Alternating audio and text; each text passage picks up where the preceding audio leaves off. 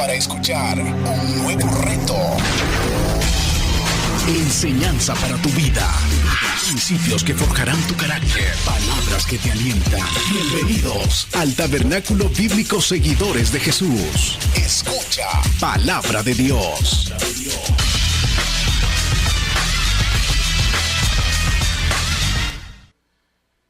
El Espíritu se recibe por la fe. Cuando lo tenga, deme un fuerte amén. Así dice el Señor: oh Gálatas insensatos, ¿quién os fascinó para no obedecer a la verdad? A vosotros, ante cuyos ojos Jesucristo fue ya presentado claramente entre vosotros como crucificado. Esto solo quiero saber de vosotros: ¿recibisteis el Espíritu por las obras de la ley o por el oír con fe? ¿Tan necios sois que habiendo comenzado por el Espíritu ahora vais a acabar por la carne? ¿Tantas cosas habéis padecido en vano, si es que realmente fue en vano? Aquel pues que os suministra el Espíritu y hace maravillas entre vosotros, ¿lo hace por las obras de la ley o por el oír con fe? Vamos a orar. Padre, gracias te doy, Señor, por el privilegio que me das de poder estar acá esta noche. Yo reconozco, Señor, que no estoy capacitado para hacer esta labor y tampoco soy digno, Señor, de pararme acá, porque soy pecador y tu palabra, y tú eres santo y tu palabra es santa. Por eso te ruego que perdones mis pecados y que me uses, Señor, que sea yo un instrumento en tus manos. Te ruego, Señor, que prepares los corazones y las mentes de los hermanos que están acá reunidos y amigos y hermanos que ven a través de las plataformas digitales. Danos una mente receptiva, Señor, un corazón blando, para que juntos podamos aprender en esta noche, recibir tu palabra y atesorarla, Señor, y llevarla a la práctica. En el nombre de nuestro Señor Jesucristo te lo pedimos. Amén y amén. Pueden sentarse, hermano. Como le decía, ya tenemos aproximadamente unas cuantas semanas de haber pausado el estudio a los Gálatas, primero porque llegó la campaña y después porque he estado un poco quebrantado de salud y entonces el pastor me ha hecho el favor de estar acá. No he estado tan bien, todavía no estoy tan bien, pero con la ayuda del Señor ahí voy recuperando. Así que quisiera que recordáramos un poco lo que hemos venido hablando de estos estudios atrás, y así podemos refrescar y entender un poco mejor la porción que vamos a estar estudiando esta noche. También quisiera regresar un poquito al capítulo 2, porque mientras estaba estudiando estas semanas que no he venido a predicar y viendo los mensajes y estudiando en la carta, estaba viendo en el capítulo 2 que en el versículo 20, en ese mensaje, quizás ya por el tiempo solamente terminamos y lo usé como para una conclusión, para terminar, y lo vimos rápidamente, y quisiera que viéramos algunas cosas en ese capítulo 2, versículo 20, que son de mucha edificación para nuestras vidas. Habiendo dicho eso, vamos a hablar un poquito acerca del contexto de la carta. Esta carta que Pablo escribe a los Gálatas muestra la urgencia que Pablo tenía en escribir a la iglesia de Galacia, porque Pablo omite un saludo que es usual casi en todas sus cartas. Y esto demuestra la urgencia que Pablo tenía. Después de él establecer su autoridad apostólica, directamente va al problema. Y el problema era que los judaizantes, judíos convertidos al cristianismo, estaban pervirtiendo el evangelio, porque estaban promoviendo un evangelio a base de obras. Y lo más grave era que la iglesia estaba prestando oído a eso. Algunos se estaban apartando del verdadero evangelio por gracia para seguir un evangelio por obras. Y por esa razón Pablo se ve en la necesidad de escribir. Les estaban enseñando que debían de circuncidarse, que debían de guardar ciertas dietas, que debían de observar ciertas fiestas. Y era como si les estuvieran diciendo, está bien Jesús, pero aparte de Jesús necesitas para salvación circuncidarte.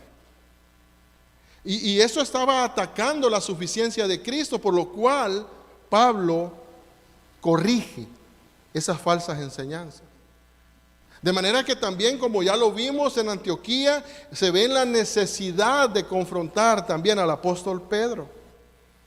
Porque en un tiempo cuando viene a Antioquía, él estaba con los gentiles, comía con los gentiles, visitaba a los gentiles, participaba con ellos, comía lo mismo que ellos comían.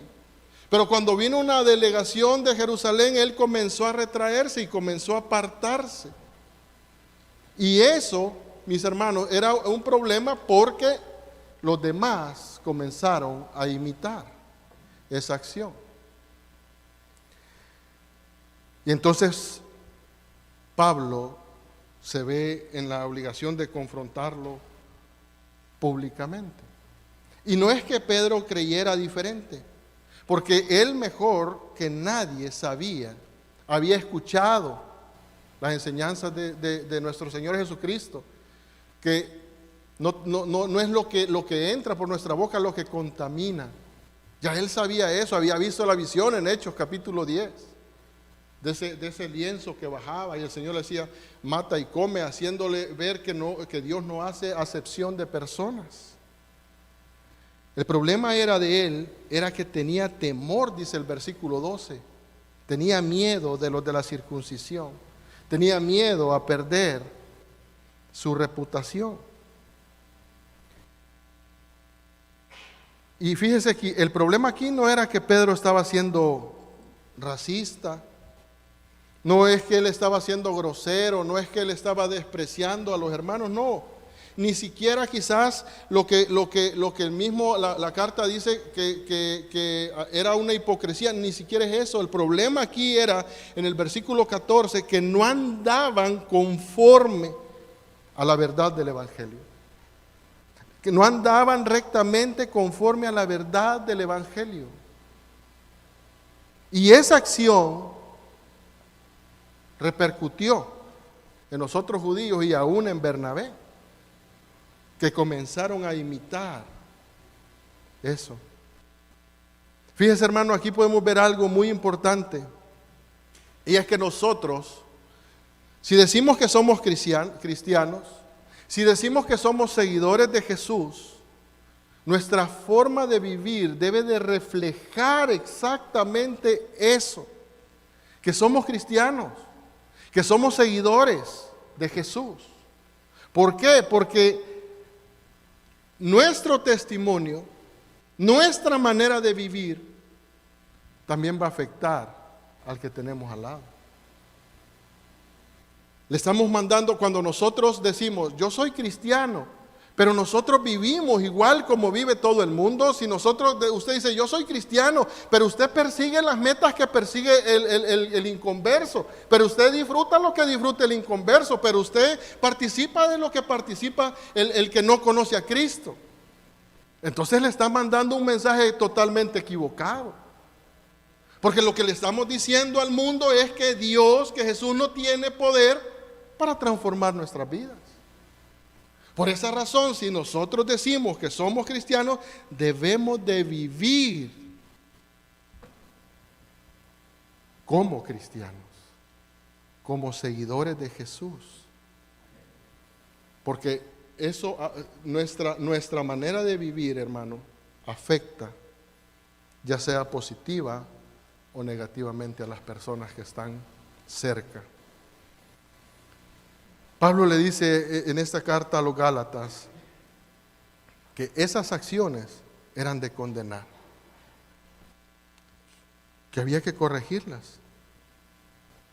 De manera que él comienza a corregirlas diciéndoles que son justificados ante Dios por la obra de Jesús, no por el cumplimiento de la ley. Mire lo que dice en el capítulo 2, versículos 15 y 16. Nosotros, judíos de nacimiento y no pecadores de entre los gentiles, sabiendo que el hombre no es justificado por las obras de la ley, sino por la fe de Jesucristo. Nosotros también hemos creído en Jesucristo para ser justificados por la fe de Cristo y no por las obras de la ley, por cuanto por las obras de la ley nadie será justificado. Mire, en ese versículo 16 vemos esta expresión: nosotros también hemos creído en Jesucristo para ser justificados por la fe de Cristo. Esto, hermanos, nos muestra que la fe en Jesús no solamente es algo intelectual, no es solamente conocer, no es decir, no, yo sé quién es Jesús, yo sé que Él murió en una cruz. No, es algo que nosotros debemos de creer totalmente, y al creer eso debe de generar en nosotros un compromiso, debe de generar un sometimiento. Y eso es totalmente diferente a solamente conocer. El creer, hermano, nos debe de llevar a tomar una acción. Eso es lo que Pablo le dice: nosotros hemos creído. Entonces nosotros tenemos que vivir de esa manera, reconociendo que no vamos a ser justificados por la ley, sino que somos justificados únicamente porque creemos, porque hemos depositado nuestra confianza en Él. Y Él, esa justicia, es la que a nosotros nos sirve delante de Dios, no la nuestra. El creer genuinamente en Jesús, hermano, es un compromiso. No es algo intelectual, se debe de ver reflejado en nuestra vida práctica. Es que Jesús se debe de volver el centro de nuestra vida. Jesús debe de ser el todo en la vida del cristiano. De tal manera que dejamos de confiar en nuestras obras para poder depender totalmente de Él. Eso es lo que le está diciendo Pablo a Pedro y a los demás judíos. El hombre no es justificado por las obras de la ley, sino por la fe de Jesucristo. Nosotros también hemos creído en Jesucristo para ser justificados por la fe de Cristo y no por las obras de la ley, por cuanto por las obras de la ley nadie, fíjense bien lo que dice el texto, nadie será justificado. En pocas palabras, lo que el texto nos está diciendo es, no hay diferencia. Lo que Pablo les estaba diciendo es, no hay diferencia si eres judío o eres gentil. No hay diferencia si estás circuncidado o no estás circuncidado. No hay diferencia si te abstienes de comer ciertos alimentos o no te abstienes de comer. Porque lo único que importa para ser justificado es poner la fe en Cristo. Porque es así como somos justificados delante de Dios. Y en ese contexto, hermano, viene ese texto muy conocido que describe la vida del cristiano, el versículo 20. Pero vamos a comenzar viendo desde el 19. Porque yo por la ley soy muerto para la ley, a fin de vivir para Dios. Capítulo 2, versículo 19. Mientras Pablo estaba tratando de agradar a Dios guardando la ley, en realidad él no estaba viviendo para Dios. Porque mientras más intentaba cumplir la ley, más se daba cuenta que no podía. Pero cuando él renuncia a alcanzar su justicia por sí mismo y recibe la justicia de Dios por medio de la fe en Cristo, es cuando realmente él comienza a vivir para Dios. Mi hermano, es hasta que somos justificados por la fe en Jesús que comenzamos a vivir para Dios.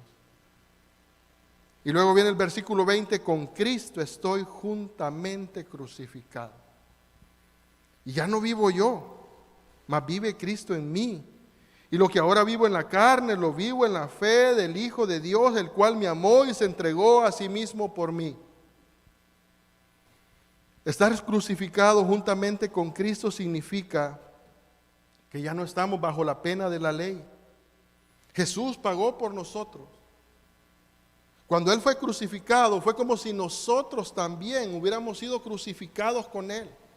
Es como si nosotros hubiéramos estado con Él pagando también por nuestros pecados. Mire, hermano, piensa en esto. Todos los pecados, los más horribles que usted cometió antes de conocer a Cristo, ese pecado más vergonzoso, Que muchas veces se viene lo que antes éramos, en otro tiempo se viene a nuestra mente. Eso ya está perdonado. Porque nosotros morimos con Cristo en la cruz. Significa que usted ha muerto a eso. Y ahora somos una nueva creación. El viejo yo ha muerto. Y ahora tenemos una nueva vida. Ahora nosotros somos hijos de Dios, vestidos con la justicia de Cristo. Mire lo que dice Isaías, capítulo 61, versículo 10. En gran manera me gozaré en Jehová. Mi alma se alegrará en mi Dios, porque me vistió con vestiduras de salvación.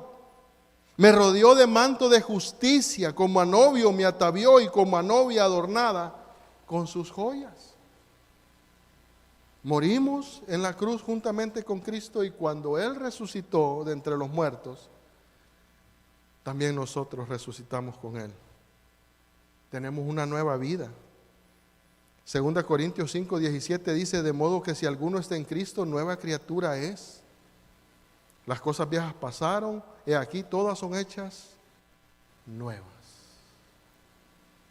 Mire, hermano, en la cruz la deuda del pecado quedó pagada. Jesús pagó completamente.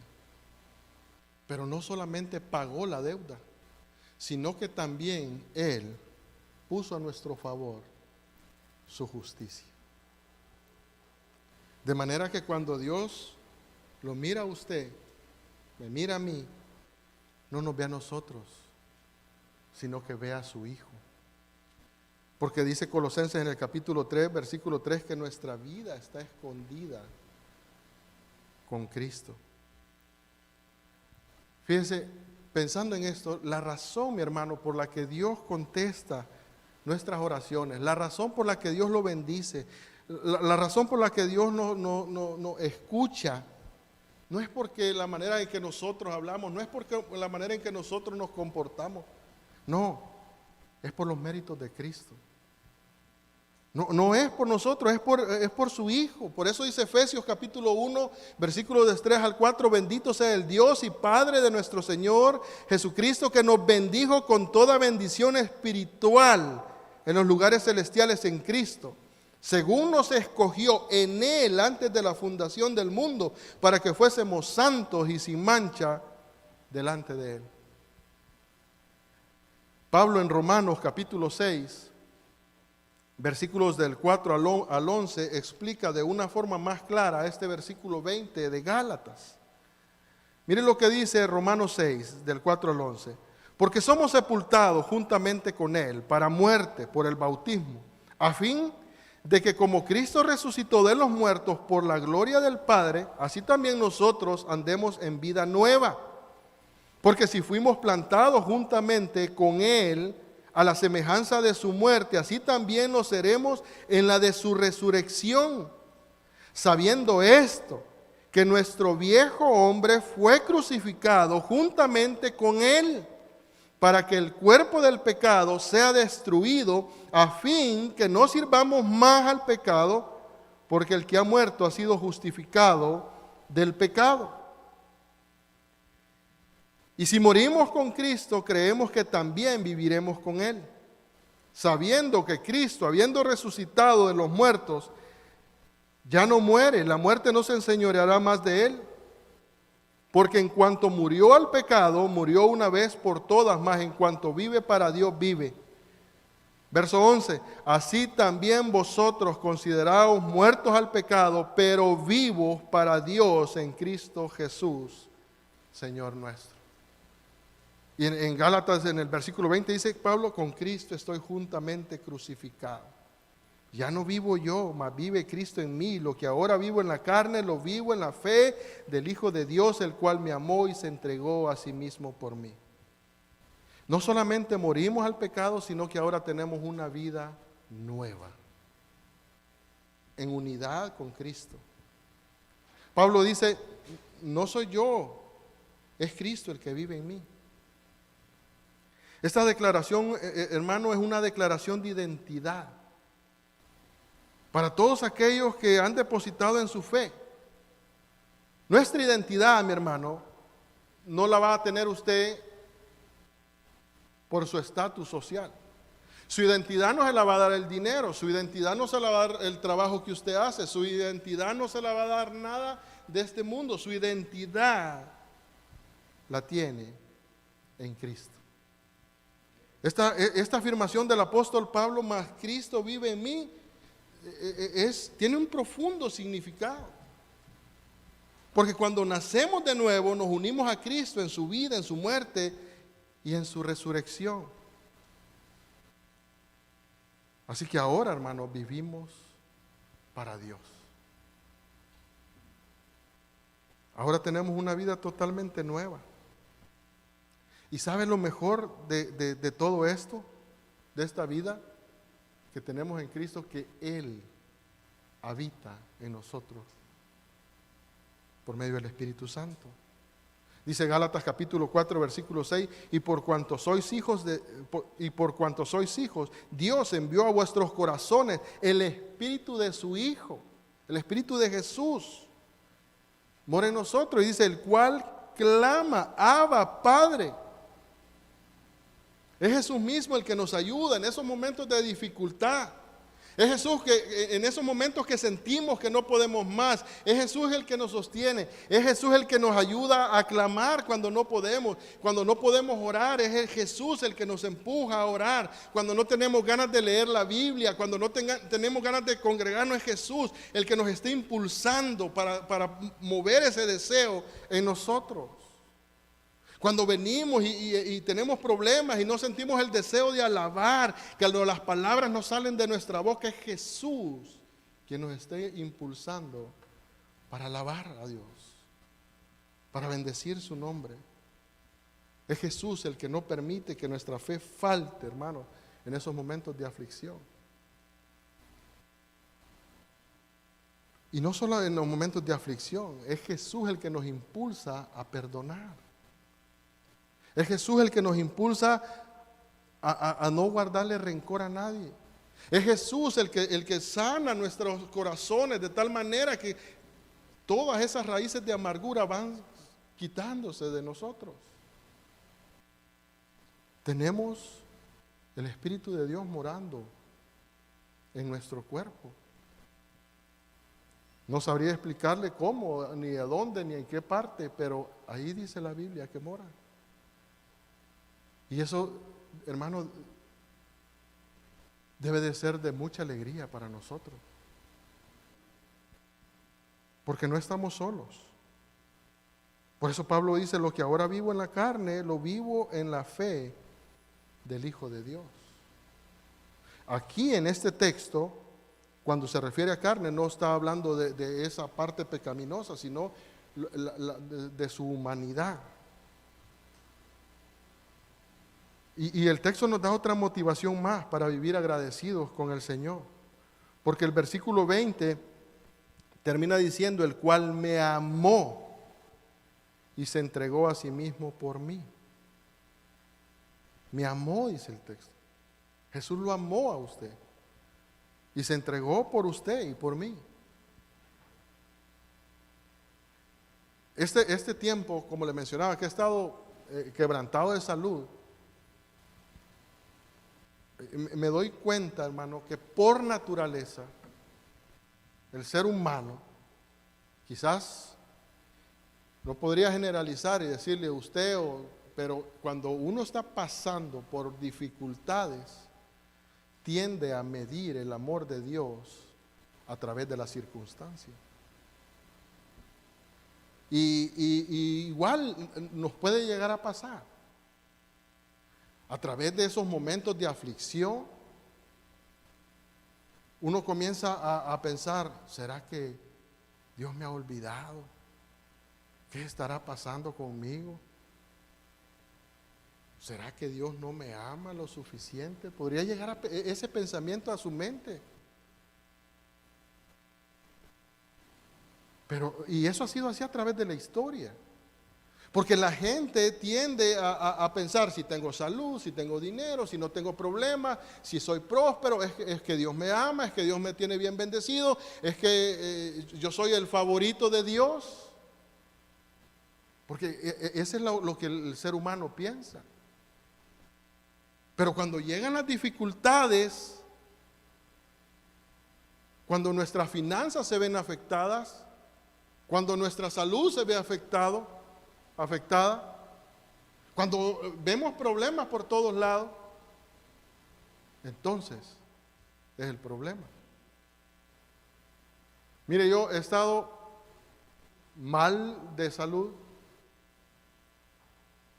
y para colmo de males, donde yo vivo, que ya tengo como 10 años quizás de vivir ahí, 9, 10 años, de un momento para otro el dueño dice, tienen que desocupar la casa porque ya la vendí.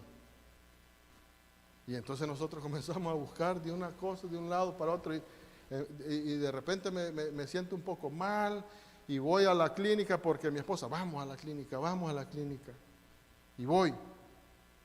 Y la señora, quiero decirle algo, mire, a veces cuando uno va bien gordito a la clínica, solo le dicen, usted tiene que bajar de peso. Usted tiene que bajar de peso, pero no le hacen otro examen, solo es eso. Usted tiene que bajar de peso. Bueno, yo llego y había bajado 8 libras. Me dice, ha bajado 8 libras. Por lo cual lo felicito. Yo dije, bueno, hasta aquí vamos bien, ¿verdad? No, pero de repente dice, y como veo que ha bajado de peso, entonces le voy a mandar, y me hacen un montón de exámenes, hermano. Pero una barbaridad de exámenes. Y entonces yo le digo, bueno, entonces vale más estar gordito. Y yo le digo, mire, yo no he bajado porque yo no me sienta mal. Yo he bajado porque estoy comiendo menos. No es que yo esté a dieta, pero ahora que mi esposa pasa en la tienda, yo hago solo un solo tiempo de comida, le digo a la doctora. Y eso es también para que la señora tome conciencia de eso. Y entonces, y le digo, porque yo siempre prefiero esperarla a ella para comer juntos.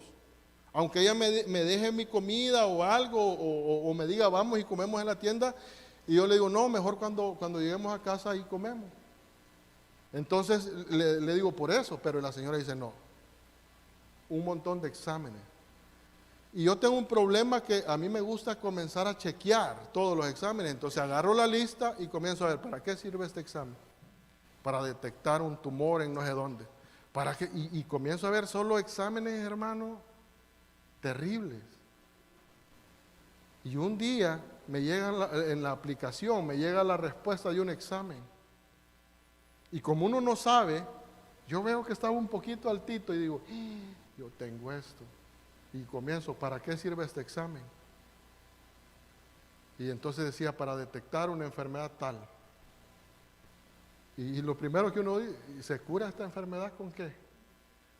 El tiempo de vida de esta enfermedad es de 3 a 10 meses. Ay, Dios mío, dije yo. Hoy sí. Y yo le comentaba al pastor y le digo, pastor, yo no me siento bien, por favor, si me puede cubrir. Y lo peor que yo hice es ponerme a investigar. Y yo hablo a la clínica y me dice, no, señor, usted está bien, usted no tiene malos esos exámenes, todos esos le salieron bien. Pero, hermano, he pasado un tiempo difícil, porque los exámenes nunca llegaban, algunos los habían mandado a California, otros por allá, y 2 semanas de estar en Ascuas que no llegaban los exámenes, Pero, estudiando la palabra de Dios, entonces, viendo este texto, entiendo que nosotros no podemos medir el amor de Dios por nuestras circunstancias. El amor de Dios debe de ser medido en la cruz del Calvario. Ahí, donde Jesús padeció por nosotros para perdonar nuestros pecados. Es en la cruz donde nosotros debemos de ver el amor de Dios sin importar la circunstancia en que nosotros nos encontremos. Romanos en el capítulo 5, versículo 8 dice, mas Dios muestra su amor para con nosotros en que siendo aún pecadores, Cristo murió por nosotros. Juan 3:16, porque de tal manera amó Dios al mundo que ha dado a su Hijo unigénito para que todo aquel que en Él cree no se pierda, mas tenga vida eterna. Hermano, después de todos esos exámenes, para hacerle corto el cuento, no me han dado ni siquiera una pastilla, no me dieron nada. Solo los puros exámenes y la pura aflicción. Pero a través de estar orando y confiando en el Señor, mis síntomas han ido desapareciendo. Y yo creo que era quizás más la sugestión que yo tenía. Pero Dios es bueno, hermano, y nos da paz en esos momentos de aflicción.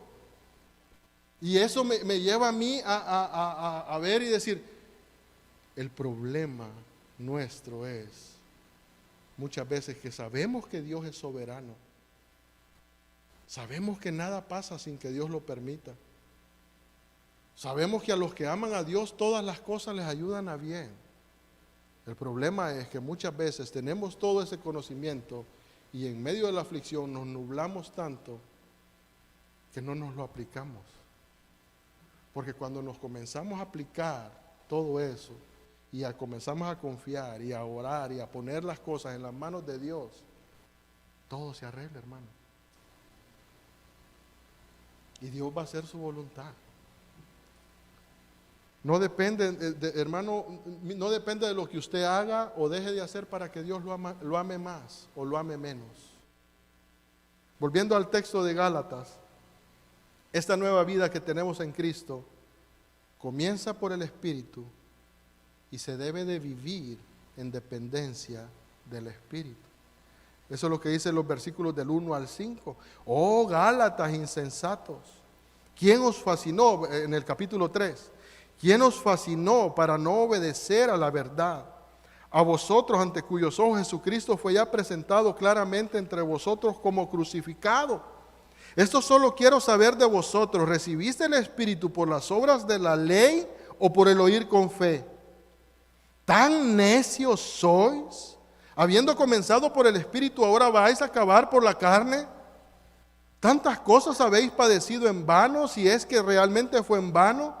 Aquel pues que os suministra el Espíritu y hace maravillas entre vosotros, ¿lo hace por las obras de la ley o por el oír con fe? En estos primeros versículos vemos un fuerte regaño en el capítulo 3 de parte del apóstol, porque el problema es que los gálatas tenían el conocimiento, sabían lo que Pablo les había enseñado, pero ellos habían decidido por no poner en práctica lo que conocían. Ellos decidieron por no usar ese conocimiento. Y por esa razón Pablo los llama insensatos.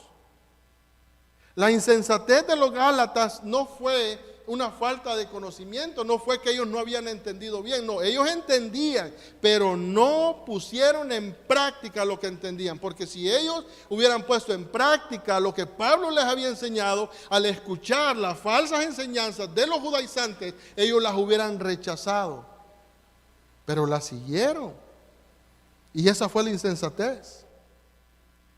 Y por eso en esta carta Pablo les pregunta, ¿ustedes han recibido el Espíritu por el oír con fe o por las obras?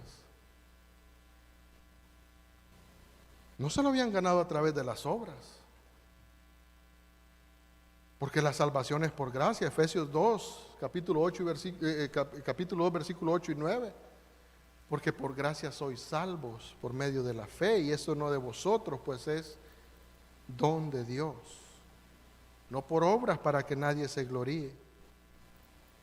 Ustedes, les dice Pablo, recibieron el Espíritu por el oír con fe. Romanos 10:17 dice, así que la fe es por el oír y el oír por la palabra de Dios. Versículos 3 al 5, y aquí vamos a ir terminando. ¿Tan necios sois, habiendo comenzado por el Espíritu, ahora vais a acabar por la carne? ¿Tantas cosas habéis padecido en vano, si es que realmente fue en vano? Aquel pues que os suministra el Espíritu y hace maravillas entre vosotros, ¿lo hace por las obras de la ley o por el oír con fe? Mire, aquí Pablo hace una pregunta. Y en este caso, la palabra carne sí hace referencia a la naturaleza pecaminosa. Y los Gálatas habían comenzado su vida cristiana con la ayuda del Espíritu Santo, quien obra en la vida del creyente con poder para perfeccionarlo. Y Pablo dice: ¿tan necios sois? Habiendo comenzado por el Espíritu, ¿ahora vais a acabar por la carne? Porque ellos estaban buscando su aceptación, ellos estaban buscando perfeccionarse, estaban buscando ser justificados a través de las obras. Y muchas personas hasta el día de hoy siguen viviendo o pensando de esa manera. Piensan que por la fe en Jesús comienza su vida cristiana, pero que después ellos deben de mantener esa vida cristiana a través de sus obras. Ellos deben de mantener su salvación a través de obras. Y los que viven de esa manera, tarde o temprano, se van a frustrar, se van a cansar. Porque la vida cristiana no descansa en lo que nosotros podamos hacer, sino que descansa en lo que Cristo ya hizo por nosotros. Nuestra salvación no descansa en lo que usted o yo hagamos. Nuestra salvación está segura en las manos de Dios, en lo que Cristo ya hizo en la cruz del Calvario. Y en eso nosotros descansamos. Cuando nosotros creemos en Jesús, somos justificados, somos santificados. Y luego, después de esa santificación, que es como posicional, por decirle algo, viene una santificación progresiva. Pero esa santificación progresiva, nosotros tenemos que hacerlo, pero no con nuestra fuerza, sino en dependencia del Espíritu Santo. Pablo le dijo a los filipenses en el capítulo 1, versículo 6, estando persuadido, estoy convencido de esto, les dice Pablo, que el que comenzó en vosotros la buena obra la perfeccionará hasta el día de Jesucristo. Mi hermano, tratar de vivir una vida piadosa a través del esfuerzo humano nos conduce a impiedad. ¿Sabe por qué? Porque el tratar de hacer las cosas con nuestras propias fuerzas nos lleva al orgullo. Nos lleva a pensar: es que yo hago esto, es que yo hago el otro, es que yo soy aquí, yo soy allá, es que yo estoy por encima de otro, porque todo lo que yo hago nadie lo hace. Pero cuando nosotros hacemos las cosas en dependencia del Espíritu Santo, cuando nosotros dependemos de la gracia de Dios, entonces nosotros en todo tiempo decimos: la gloria sea para el Señor, porque Él es el que pone ese deseo en mí. No soy yo, es la gracia de Dios obrando en mí. Es Jesús que me impulsa, es el amor de Cristo el que nos impulsa. Por eso, nuestra santificación debe ser en dependencia del Espíritu Santo. El Espíritu de Jesús, como dice Gálatas en el capítulo 4, versículo 6, que mora en nosotros. De manera, mi hermano, que todo lo que hacemos y todo lo que somos es por la gracia de Dios. No es por nuestros esfuerzos, porque es Dios quien produce en nosotros el querer como el hacer por su buena voluntad. Que el Señor les bendiga. Vamos a orar. Padre, gracias te damos. El predicador ha terminado su mensaje. Ahora, Dios manda a todo ser humano en todo lugar que se arrepienta de sus pecados. Deje el impío su camino y el hombre mentiroso sus pensamientos y vuélvase a Jehová, el cual tendrá de él misericordia, el cual será amplio en perdonar. Cree en el Señor Jesucristo y serás salvo. Porque hay un solo Dios y un solo mediador entre Dios y los hombres, Jesucristo hombre. Amén.